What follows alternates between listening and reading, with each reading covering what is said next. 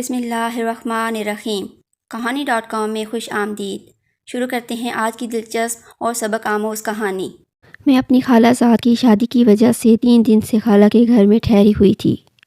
ہم لڑکیوں کی تیاریاں زوروں پر تھیں کہ مہندی والا دن آ گیا۔ ہر کوئی بننے سنورنے میں مصروف تھا۔ مالا جو میری سب سے بہترین کزن تھی مجھے چھیڑ رہی تھی کہ اتنے سنگھار کی ضرورت نہیں، ایسا نہ ہو کہ اغوا ہو جاؤ۔ میں نے غصے سے کہا تو اپنی خیر منا۔ میں تو اس پر مصنوعی غصہ کر رہی تھی مگر وہ سچ مچ برا مان گئی اور مجھے چھوڑ کر دوسری کزنز کی طرف چلی گئی۔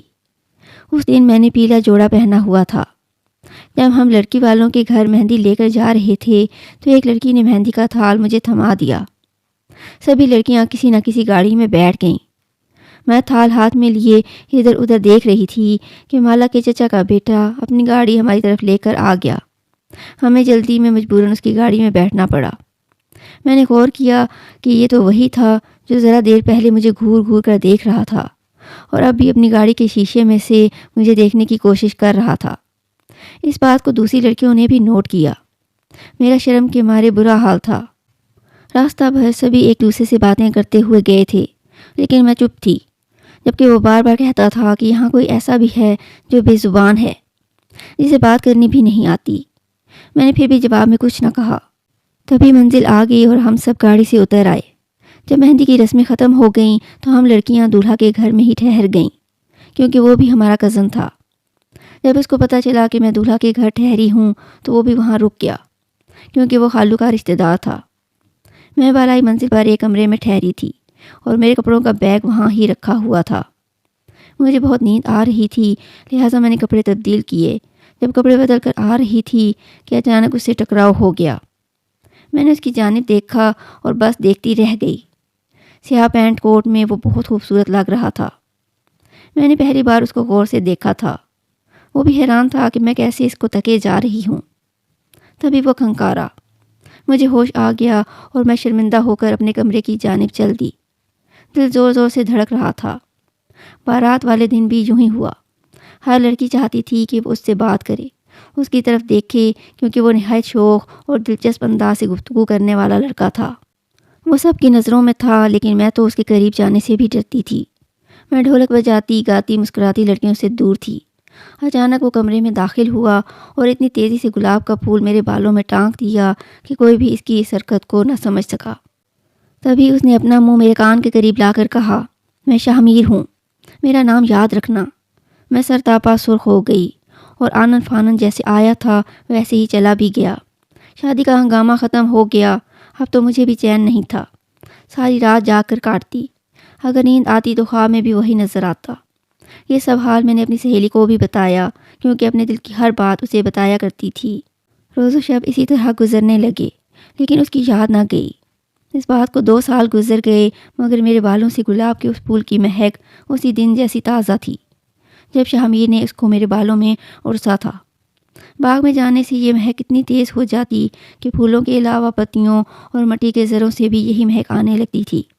کبھی کبھی میں سوچنے لگتی تھی کہ میں نے کیوں اسے نہ بھلایا جبکہ وہ تو مجھے بالکل بھول گیا ہوگا۔ میں نے اس کو بھلانے کی بہت کوشش کی۔ چاہتی تو اس کے گھر جا سکتی تھی کیونکہ وہ مالا کا چچا زاد تھا اور یہ بھی ایک قریبی رشتہ تھا۔ میں یہ بھی سوچتی تھی کہ اس تقریب سے پہلے میں نے کبھی اس کو کیوں نہ دیکھا تھا۔ اس کی سب سے بڑی وجہ یہ تھی کہ خالو ہم سے زیادہ میل جول نہ رکھتے تھے۔ ایک دن میں کالج جاتے ہوئے شاہ میر کے بارے سوچتی جا رہی تھی۔ میں آج اکیلی تھی اس لیے جلدی جلدی قدم بڑھا رہی تھی کہ اچانک ایک گاڑی میرے سامنے آ کر رک گئی۔ دیکھا تو گاڑی میں وہی بیٹھا تھا۔ کہنے لگا، کیا آپ مجھے جانتی ہیں؟ میں نے کہا، جی، آپ میرے کزن کے چچا کے بیٹے ہیں اور بھی تو کچھ آپ سے استدعا کی تھی۔ آپ شاہ میر ہیں، یہی کہا تھا نا آپ نے، مجھے بھلانا نہیں۔ تو تم نے بھلا دیا مجھے۔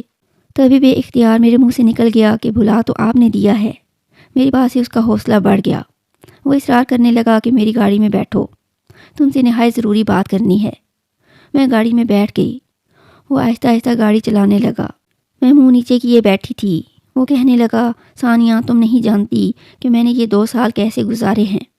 کوئی دن ایسا نہیں آیا جب تمہیں یاد نہ کیا ہو۔ میں نے صرف تم سے محبت کی ہے، قسم کھا کر کہتا ہوں۔ رابطہ اس لیے نہ کیا کہ کہیں تم بدنام نہ ہو جاؤ۔ کہیں تمہاری عزت پر حرف نہ آ جائے۔ اب بتاؤ، اگر تم مجھ سے شادی پر راضی ہو تو میں اپنے والدین کو تمہارے گھر بھیجوں؟ تمہیں کوئی اعتراض تو نہ ہوگا؟ مجھے کوئی اعتراض نہیں، میں نے کہا، اور وہ کھل اٹھا۔ میرا رنگ بھی سرخ پڑ گیا۔ تبھی اس نے مجھے گھر کے قریب اتار دیا۔ میں بہت ڈری ہوئی تھی کہ کوئی گاڑی سے اترتے ہوئے دیکھ نہ لے۔ شکر ہے کہ کسی نے نہ دیکھا، ورنہ خدا جانے کیا ہو جاتا۔ بتا نہیں سکتی اس دن میں کتنی خوش تھی، جیسے وہ صرف میرا ہو۔ سبھی پوچھ رہے تھے کہ کیا بات ہے، آج بڑی خوش نظر آ رہی ہو، جس پر میں مسکرا دی۔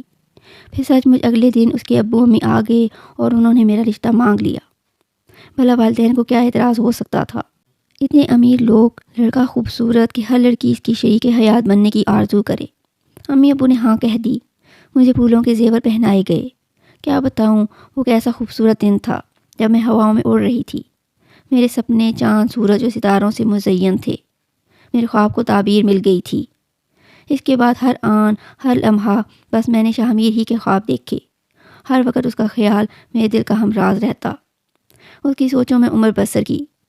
میں خوبصورت سے خوبصورت ہوتی جاتی تھی، نکھرتی سنورتی چلی جاتی تھی۔ آنے والے وقت کی بڑے شدت سے منتظر تھی، جب میں شاہ میر کی دلہن بننے والی تھی۔ 2 عیدیں آئیں منگنی کے بعد، اور دونوں عیدوں پر میرے سسرال کی طرف سے نہایت بیش قیمت اور خوبصورت جوڑے بھیجے گئے۔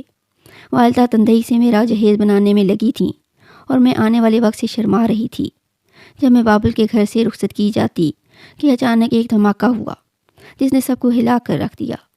میں تو بالکل ہی ٹوٹ کر رہ گئی۔ پتہ چلا کہ شاہ میر کے گھر والوں نے منگنی توڑنے کا اعلان کیا ہے۔ امی خود وہاں گئیں کہ وجہ تو معلوم ہو۔ وجہ کیا تھی؟ سب سے بڑی وجہ دولت تھی، کیونکہ وہ بہت امیر لوگ تھے اور شاہ میر کے والدین ان کی شادی کسی امیر گھرانے میں کر رہے تھے، جیسے کہ وہ پہلے سے چاہتے تھے۔ لیکن بیٹے کی ضد سے مجبور ہو کر ہمارے گھر چلے آئے تھے۔ تاہم اب تو انہیں ایک منسٹر صاحب کی بیٹی کا رشتہ مل گیا تھا، اور اب انہوں نے اپنے اکلوتے بیٹے کو بھی مجبور کر کے اپنا ہم خیال بنا لیا تھا۔ میں تو سوچتی ہی رہ گئی کہ انہوں نے ایسا کیوں کیا، اور جنہوں نے کچھ کرنا تھا کر بھی گزرے۔ انہوں نے شاہ میر کی شادی اپنی منشا کے مطابق دولت مند گھرانے میں کر دی۔ کافی دنوں تک یہ دھچکا میرے والدین کا سکون تہ و بالا کرتا رہا، اور میں تو مردوں میں تھی اور نہ زندوں میں، کیونکہ شاہ میر سے محبت کرتی تھی۔ رات دن اسی کے خواب دیکھے تھے، اسی کے خیالوں سے باتیں کی تھیں۔ میرا کیا حال ہوا ہوگا یہ بتانے کی ضرورت نہیں ہے۔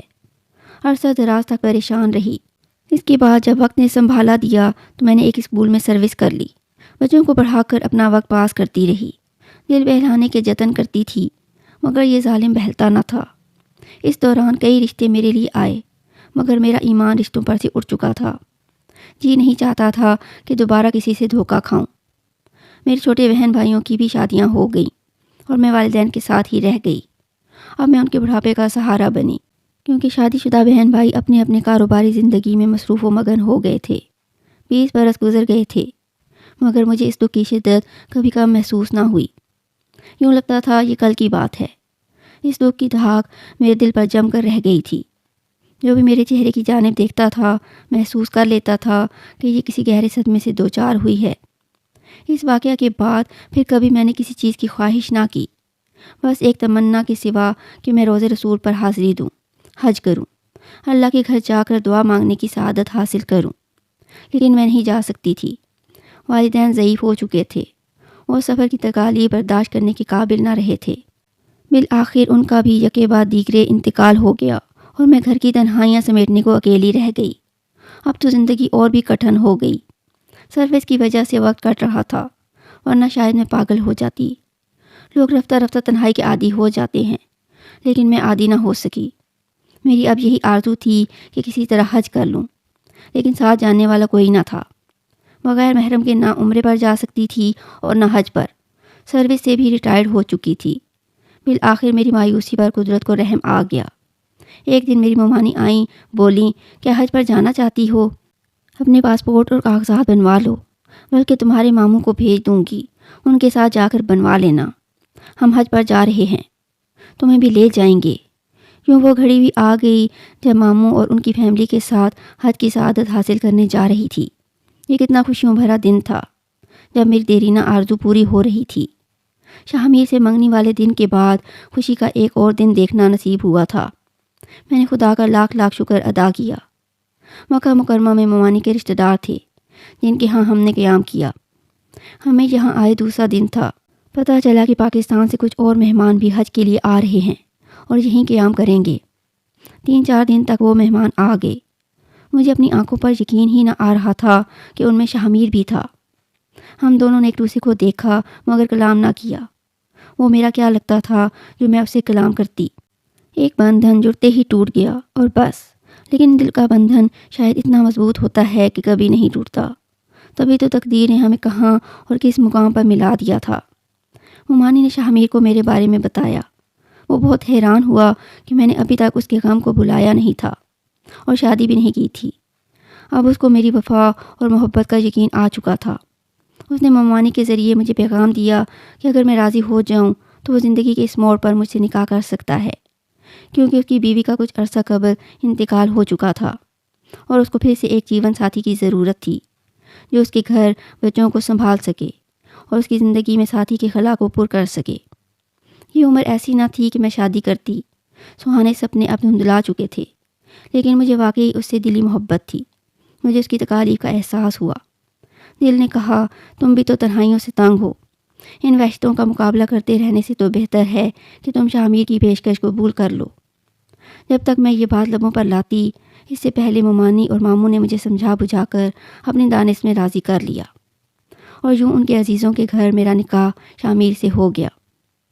گویا میں وہاں گئی ہی اس لیے تھی کہ میرا من چاہا محبوب کہ جس کی میں نے عمر بھر خیالوں میں پرستش کی تھی وہ مجھے مل جائے، اور خدا نے اس مقدس سرزمین پر ہمارا دامن مرادوں کے پھولوں سے بھر دیا۔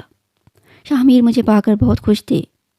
انہوں نے میرا ہاتھ پکڑ کر حج کیا اور ہم نے بیت اللہ کا طواف کیا، کیونکہ ہمارا نکاح ہو چکا تھا اور اب وہ میرا محرم تھا۔ انہوں نے بتایا کہ وہ بھی مجھے اتنی ہی محبت کرتے ہیں اور مجھے کبھی بھی انہوں نے دل سے نہیں بلایا، اپنے والدین کی وجہ سے مجبور تھے، تاہم ہمیشہ دل سے میرے ملنے کی دعا کیا کرتے تھے۔ اگر لگن سچی ہو تو مراد مل ہی جاتی ہے، دعائیں بھی قبول ہو جاتی ہیں۔ میں اور شاہ میر جتنے خوش و خرم ہیں شاید ہی دنیا کا کوئی جوڑا ہو۔ یہ ایک نئی زندگی تھی جو مجھے ملی تھی۔ اب میں ہر سال عمرہ کرنے جاتی ہوں اور شاہ میر کی سلامتی کی دعائیں کرتی ہوں۔ خدا کرے اب میں ان کو کبھی نہ کھوؤں۔ اللہ ان کو سلامت رکھے، آمین۔ یہ تھی آج کی کہانی۔ اگر ویڈیو پسند آئے تو اسے لائک اور شیئر کریں، چینل کو سبسکرائب کریں اور بیل نوٹیفیکیشن آن کر دیں تاکہ ہماری آنے والی ہر کہانی آپ کو بر وقت مل سکے۔ کمنٹس میں اپنی قیمتی آراء سے ضرور آگاہ کریں۔ اپنا اور اپنے چاہنے والوں کا بہت زیادہ خیال رکھیں۔ اللہ حافظ۔